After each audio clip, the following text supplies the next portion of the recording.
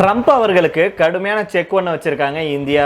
அதாவது சீனா ரகசியமாக இந்தியாவுக்கு ஒரு கடிதம் ஒன்று எழுதியிருக்கு. இதனால அலற ஆரம்பிச்சிருக்கு அமெரிக்கா. அப்படி என்ன நடந்திருக்கு அப்படிங்கிற தகவலை நம்ம இந்த வீடியோல தெரிஞ்சுக்கலாம். அதை தொடர்ந்தே பார்த்தீங்க அப்படின்னா அதிரடி சம்பவம் ஒன்று செஞ்சிருக்காங்க இந்திய ராணுவம். இதை பற்றிய தகவலை நம்ம இந்த வீடியோல தெரிஞ்சுக்கலாம். அதே போல உள்ள நுழைஞ்சிருக்காங்க பாகிஸ்தான் படைகள். இதனால பரபரப்பு தொற்றி இருக்கு. இந்தியா இப்போ ஹை அலர்ட்ல இருக்காங்க அப்படின்னு சொல்லப்படுது. அதை பத்தி நம்ம இந்த வீடியோல தெரிஞ்சுக்கலாம். அதை தொடர்ந்து பார்த்தீங்கன்னா பிரதமர் நரேந்திர மோடி அவர்கள் ஜப்பான்ல கலக்கி இருக்கிறாரு. உலக நாடுகளையே திரும்பி பார்க்க வச்சிருக்கிறார் அப்படின்னு தான் சொல்லணும். அதை பத்தி நம்ம இந்த வீடியோல தெரிஞ்சுக்க போறோம். அதனால ஸ்கிப் பண்ணாம கடைசி வரைக்கும் பாருங்க. அதுக்கு முன்னாடி நம்முடைய சேனலை சப்ஸ்கிரைப் பண்ணாம பாக்குறீங்கன்னா மறக்காம சப்ஸ்கிரைப் பண்ணிக்கோங்க. புதுசா நம்முடைய வீடியோ பார்த்துட்டு இருக்கீங்கனாலும் கீழே இருக்கும் சப்ஸ்கிரைப் பட்டன் தட்டி அந்த பெல் ஐகானை கிளிக் பண்ணிக்கோங்க. அமெரிக்க அதிபர் டொனால்ட் ட்ரம்ப் நம்முடைய நாட்டுக்கு 50% வரையை விதிச்சிருக்கிறாரு. மறுபக்கம் அமெரிக்காவுடைய எதிரியாக சீனா இருந்தாலும் கூட தற்போது கொஞ்சம் அந்த நாட்டுக்கு ட்ரம்ப் அவர்கள் கரிசனம் காட்டியிருக்கிறாரு. இதற்கிடையில தான் ட்ரம்ப்பை எதிர்க்கிறதுக்கு பகையை மறந்து இந்தியா சீனா இடையிலான உறவு வலுவடைய தொடங்கியுள்ள நிலையில சீன அதிபர் ஜி ஜின்பிங் சார்பில் நம்முடைய ஜனாதிபதி திரௌபதி முர்முக்கு ரகசிய கடிதம் ஒன்று வந்திருப்பதும் அந்த கடிதத்துக்கு அப்புறம் தான் இந்தியா சீன உறவு வலுவடைய தொடங்கி இருக்கு அப்படிங்கிற பரபரப்பான தகவல் வெளியாயிருக்கு. அந்த ரகசிய கடிதம் எப்போது வந்துச்சு, அந்த கடிதத்துடைய சாராம்சம் என்ன அப்படிங்கிற பத்தி தான் நாம இந்த வீடியோல தெரிஞ்சுக்க போறோம். இந்தியா மேல எப்படி ட்ரம்ப் அவர்கள் வரியை போட்டிருக்கிறாரோ அதே போலதான் சீனா மேலையும் போட்டிருக்கிறாரு. ஆனா சீனாவுக்கு பாத்தீங்கன்னா 30% வரியை மட்டும் ட்ரம்ப் அவர்கள் அமல்படுத்தி இருக்கிறாரு. மேலும் தற்போது சீன மாணவர்கள் அமெரிக்காவில் பயில்வது உள்ளிட்ட சில சலுகைகளை ட்ரம்ப் அவர்கள் அறிவிச்சிருக்கிறாரு. ஆனா ட்ரம்ப்பை நம்ப முடியாது. எப்போது எந்த நிலைப்பாட்டை எடுப்பார் அப்படிங்கிற ஒரு புரியாத புதிராக தான் இருக்கு. இதனால தான் எப்போ வேண்டுமானாலும் ட்ரம்ப் அவர்கள் சீனாவுக்கான வரியை அதிகரிக்கலாம் அப்படின்னு சொல்லப்படுது. இதை சீனாவும் உணர்ந்திருக்காங்க. இதே போல இனி ட்ரம்ப்பை நம்பி பலன் இல்லை அப்படின்னு இந்தியாவும் சீனாவுடைய பக்கம் திரும்பி இருக்காங்க.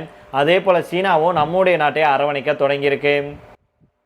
இந்தியா மற்றும் சீனா ஆகிய இரண்டு நாடுகளும் மீண்டும் நெருங்கி வர தொடங்கியிருக்காங்க. அமெரிக்கா இந்தியா மேல தொடுத்துள்ள வரி விதிப்பு நடவடிக்கை நியாயமற்ற செயல் அப்படின்னு சீனா விமர்சனம் செஞ்சது. இப்பேற்பட்ட சூழல்ல தான் தற்போது பரபரப்பான தகவல் வெளியாயிருக்கு. அதாவது சீன அதிபர் ஜி ஜின்பிங் சார்பில் நம்முடைய நாட்டுக்கு ரகசிய கடிதம் எழுதப்பட்டிருக்கு. இது பற்றி ஒரு செய்தி நிறுவனம் உறுதி செஞ்சிருக்காங்க. இது தொடர்பாக பெயர் வெளியிடாத அதிகாரி ஒருவர் ஒரு முக்கிய தகவலை தெரிவிச்சிருக்கிறாரு. அதாவது சீனாவிலிருந்து இந்திய ஜனாதிபதி திரௌபதி முர்முக்கு கடந்த மார்ச் மாதம் ரகசிய கடிதம் எழுதப்பட்டுச்சு. அமெரிக்காவுடைய வரி விதிப்பு நடவடிக்கைகள் குறித்து முக்கியமான கவலைகள் எழுப்பப்பட்டது.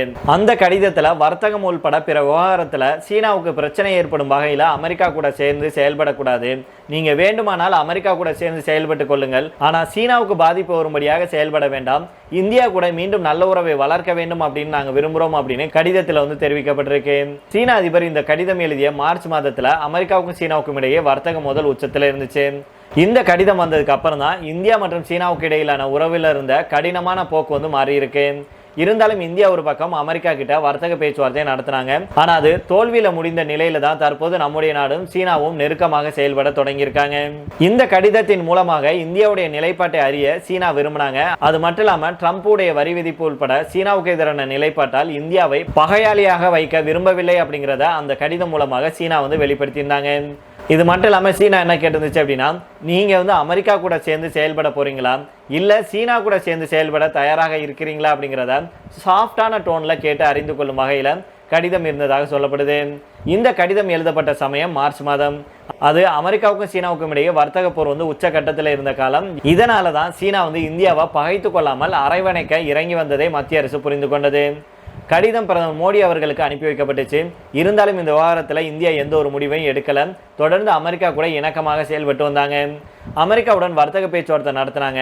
ஆனால் ட்ரம்ப் அவர்கள் நம்முடைய நாட்டுக்கு எதிராக வரியை போட்டதுனால சீனா கேட்டுக்கொண்டதன் பேர்ல தான் இந்தியாவும் ஜி ஜின்பிங்குடன் கைகோர்க்க திட்டமிட்டாங்க. இதனை அடுத்து தான் தற்போது இந்தியா சீனா இடையிலான உறவு தொடர்ந்து வலுப்பெற்று வருது. இதன் மூலம் ட்ரம்ப்புக்கும் அமெரிக்காவுக்கும் பாடம் புகட்ட இந்தியாவும் சீனாவும் திட்டமிட்டு இப்போ கைகோர்த்திருக்காங்க, உறுதியாக இருக்காங்க அப்படின்னு சொல்லணும். இது இப்போ ட்ரம்ப்புக்கு பெரும் சிக்கலாக பார்க்கப்படுது. எப்படியாவது சீனாவை அடக்கிடலாம், அதே போல இந்தியாவை வச்சு சீனாவை மடக்கலாம், இல்லைனா இந்தியாவை மடக்கலாம் அப்படின்னு பல திட்டங்களை ட்ரம்ப் அவர்கள் போட்டாரு. ஆனால் எதுவுமே இந்தியா கிட்டையும் சீனா கிட்டையும் எடுபடலை. எடுத்தோம் கவுத்தோம் அப்படின்னு அதிரடியான முடிவுகளை எடுக்கிறேன் அப்படிங்கிற பேரில் இப்போ தானே தலையில் மண்ணவாரி போட்டது மாதிரி ட்ரம்ப் அவர்கள் இருக்கிறார் அப்படிங்கிறதா நம்முடைய கருத்தாக இருக்கு. இதே போல் இன்னொரு முக்கியமான விஷயம் என்ன அப்படின்னா, ஜம்மு காஷ்மீருடைய பந்திபோரா மாவட்டத்துடைய குரே செக்டாரில் உள்ள நௌசாரா நார்த் பகுதியில் கட்டுப்பாட்டு கோட்டு பகுதியில் ஊடுருவ முயற்சி செஞ்ச தீவிரவாதிகள் 2 பேரை நம்முடைய இந்திய ராணுவம் சுட்டுக் கொண்டிருக்காங்க. குரேஷ் செக்டாரில் இந்திய ராணுவம் மற்றும் ஜம்மு காஷ்மீர் போலீஸ் இணைந்து மேற்கொண்ட நடவடிக்கையில் 2 தீவிரவாதிகள் வந்து சுட்டுக் கொல்லப்பட்டிருக்காங்க. குரேஷ் செக்டாரில் சந்தேகத்திற்கிடமான நடவடிக்கைகளை கண்டறிந்து எச்சரிக்கை படையினர் தாக்குதலை நடத்தியிருக்காங்க. இதன் விளைவாக தான் பயங்கரவாதிகள் கண்மூடித்தனமாக துப்பாக்கி சூடு நடத்தியிருக்காங்க. பதிலடியாக நம்முடைய இராணுவ படையினர் திறம்பட துப்பாக்கி சூடு நடத்தி 2 பயங்கரவாதிகளை வீழ்த்தியிருக்காங்க அப்படின்னு இராணுவ செய்தி தொடர்பாளர் ஒருவர் தெரிவிச்சிருக்கிறாரு. குரேஷ் பகுதியில் ஊடுருவல் முயற்சிகள் இருக்கலாம் அப்படின்னு ஜம்மு காஷ்மீர் காவல்துறையினரால் வழங்கப்பட்ட உளவுத்துறை தகவலை அடுத்து இந்த நடவடிக்கை தொடங்கப்பட்டதாக இராணுவம் வந்து தெரிவிச்சிருக்காங்க. இந்த மாத தொடக்கத்தில் ஆபரேஷன் அகல் அப்படிங்கிற தனி பயங்கரவாத எதிர்ப்பு நடவடிக்கையில் 3 தீவிரவாதிகள் கொல்லப்பட்டாங்க. இதனால் அந்த நடவடிக்கையில் கொல்லப்பட்ட தீவிரவாதிகளுடைய மொத்த எண்ணிக்கை 6ஆக உயர்ந்திருக்கு. அதே போல் பார்த்தீங்கன்னா பாகிஸ்தான்லேருந்து பீகார் மாநிலத்துக்குள்ள 3 தீவிரவாதிகள் ஊடுருவி இருப்பதாக உளவுத்துறை வந்து அதிர்ச்சி தகவலை வெளியிட்டிருக்காங்க. அவங்களுடைய புகைப்படங்களை வெளியிட்டு தீவிர தேடுதல் வேட்டையும் நடத்தப்பட்டு வருது. வருகிற அக்டோபர் அல்லது நவம்பரில் பீகாரில் வந்து சட்டப்பேரவை தேர்தல் நடைபெறும் அப்படின்னு எதிர்பார்க்கப்படுது. இதனையடுத்து தான் பல்வேறு கட்சிகளுடைய தலைவர்கள் பீகாரில் தீவிர பிரச்சாரத்தில் ஈடுபட்டு வர்றாங்க. இந்த நிலையில் தான் நேபாள் வழியாக பீகாருக்குள் பாகிஸ்தானுடைய ஜெய்ஷ் இ முகமது தீவிரவாதிகள் 3 பேர் வந்து ஊடுருவி இருப்பதாக உளவுத்துறை எச்சரிக்கை விடுத்திருக்காங்க. பாகிஸ்தானுடைய ராவல்பிண்டியை சேர்ந்த ஹுசைன், உமர்கோட்டை சேர்ந்த அடில், பகவல்பூரை சேர்ந்த உஸ்மான் ஆகியோர் ஆகஸ்ட் முதல் வாரத்தில் பீகாருக்குள்ள ஊடுருவிருக்காங்க. அவங்க நாச வேலைகளில் ஈடுபட திட்டமிட்டிருக்காங்க அப்படின்னு உளவுத்துறை எச்சரிக்கை விடுத்திருக்கு. உளவுத்துறை அளித்த தகவலின் அடிப்படையில் 3 தீவிரவாதிகளுடைய புகைப்படங்களை பீகார் காவல்துறை வந்து வெளியிட்டிருக்காங்க. அவங்களை கண்டுபிடிக்க மாநிலம் முழுவதும் தீவிர தேடுதல் வேட்டை நடத்தப்பட்டு வருது. நேபாள குடியுரிமை அல்லது இந்திய குடியுரிமை ஆதாரங்களை போலியாக உருவாக்கி 3 தீவிரவாதிகளும் பீகார் மாநிலத்துக்குள்ள நுழைஞ்சிருக்கலாம் அப்படின்னு சந்தேகிக்கிறாங்க. அதே போல இன்னொரு முக்கியமான விஷயம் என்னன்னா, அரசுமுறை பயணமாக பிரதமர் நரேந்திர மோடி அவர்கள் ஜப்பான் போயிருக்காங்க. அந்த நாட்டுடைய பிரதமர் ஷிகோரு இஷிபா இல்லத்தில் அவருக்கு அணிவகுப்பு மரியாதையுடன் வரவேற்பு அளிக்கப்பட்டுச்சு. இதனைத் தொடர்ந்து இந்தியா ஜப்பான் இடையிலான உச்சி மாநாட்டில் பங்கேற்றாங்க பிரதமர் மோடி அவர்கள். அப்போது 2 நாட்டு தலைவர்களும் பல்வேறு முக்கியமான விஷயங்கள் மற்றும் விவகாரங்கள் குறித்து ஆலோசனையை நடத்தியிருக்காங்க. இதில் 2 நாட்டு உயர் அதிகாரிகள் கலந்து கொண்டாங்க. அதுக்கப்புறமா 2 நாடுகளுக்கு இடையே பல்வேறு ஒப்பந்தங்கள் வந்து கையெழுத்தாயிருக்கு.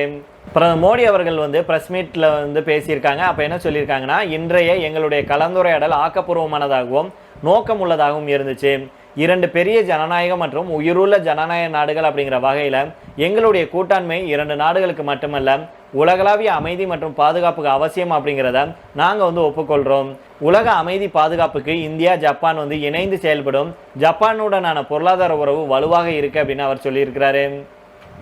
மேலும் சிறந்த உலகத்தை வடிவமைப்பதில் வலுவான ஜனநாயகங்கள் இயற்கையின் பங்காளிகள். இன்னைக்கு எங்களுடைய கூட்டாண்மை ஒரு புதிய மற்றும் பொன்னான அத்தியாயத்துக்கு அடித்தளமிட்டிருக்கு. அடுத்த 10 வருஷத்துக்குள்ள ஒரு வரைபடத்தை நாங்கள் வகுத்திருக்கிறோம். எங்களுடைய தொலைநோக்கு பார்வையின் மையமாக முதலீடு, புதுமை, தொழில்நுட்பம், சுற்றுச்சூழல், பொருளாதார பாதுகாப்பு, சுகாதாரம் ஆகியவை இருக்கு அப்படின்னு அவர் சொல்லியிருக்கிறாரு. மேலும் அடுத்த 10 வருஷத்துல ஜப்பானின் 6 லட்சம் கோடி முதலீடுகளை இந்தியாவில் ஈர்க்க இலக்கு நிர்ணயிச்சிருக்கிறோம். இந்தியா மற்றும் ஜப்பானுடைய சிறு நடுத்தர நிறுவனங்கள் ஸ்டார்ட் அப்புகளை இணைப்பதில் சிறப்பு கவனம் செலுத்தப்படும். இந்தியாவுக்கும் ஜப்பானுக்கும் இடையே வணிக கூட்டமைப்பிலையும் ஜப்பானிய நிறுவனங்களிடம் நான் இந்தியாவில் தயாரிங்கள், உலகத்துக்காக தயாரிங்கள் அப்படின்னு நான் சொல்லியிருக்கிறேன் அப்படின்னு அவர் சொல்லியிருக்கிறாரு. மேலும் உயர் தொழில்நுட்பத்துறையில் ஒத்துழைப்புக்கே எங்களுடைய முக்கியமான இலக்கு. இதில் டிஜிட்டல் ஒத்துழைப்பு 2.0, செயற்கை நுண்ணறிவு ஒத்துழைப்பு திட்டங்கள் ஆகியவை எடுத்துக்கொள்ளப்பட்டிருக்கு. செமிகண்டக்டர் மற்றும் அரிய வகை தாது வளங்கள் ஆகியவை எங்களுடைய முக்கிய திட்டங்கள் அப்படின்னு பிரதமர் நரேந்திர மோடி அவர்கள் சொல்லியிருக்காங்க. மேலும் பிரதமர் நரேந்திர மோடி அவர்கள் என்ன சொல்லியிருக்காங்கன்னா, இந்தியா உலகின் வேகமாக வளர்ந்துட்டு வரும் பெரிய பொருளாதார நாடாக இருக்கு அப்படின்னும், அதே போல இந்தியா வந்து மிக விரைவில் உலகில் 3வது பெரிய பொருளாதார நாடாக மாறப்போகுது அப்படின்னும் நம்பிக்கை தெரிவித்து பேசியிருக்கிறாரு. மேலும் ஏற்கனவே இந்தியாவும் ஜப்பானும் ரோபோட்டிக்ஸ், கப்பல் கட்டுமானம் மற்றும் அணுசக்தி துறைகளில் வெற்றிகரமான கூட்டாளியாக செயல்படுவதாக சுட்டிக்காட்டி பிரதமர் மோடி அவர்கள் பேசியிருக்காங்க. மேலும் இந்தியாவில் தற்போது இராணுவம் மற்றும் விண்வெளி துறையில் தனியார் பங்களிப்பு ஊக்குவிக்கப்படுது அப்படின்னு தெரிவித்தார். அதே போல் அணுசக்தி துறையிலையும் தனியார் பங்களிப்பை அனுமதிக்கிறோம் அப்படின்னு சொல்லியிருக்கிறாரு. அதனால் ஜப்பான் நிறுவனங்கள் இந்த துறைகளை எல்லாம் இந்தியாவில் தாராளமாக நீங்கள் முதலீடு செய்யலாம் அப்படின்னு பிரதமர் மோடி அவர்கள் சொல்லியிருக்காங்க. சரி நண்பர்கள், இதோட நம்ம இந்த வீடியோ முடித்துக் கொள்ளலாம். இதை பற்றி உங்களுடைய கருத்துக்களையும் கீழே உள்ள கமெண்ட் பாக்ஸில் சொல்லுங்கள். மீண்டும் நாளை வேறொரு செய்திகளுடன் உங்களை சந்திக்கிறேன். நன்றி, வணக்கம்.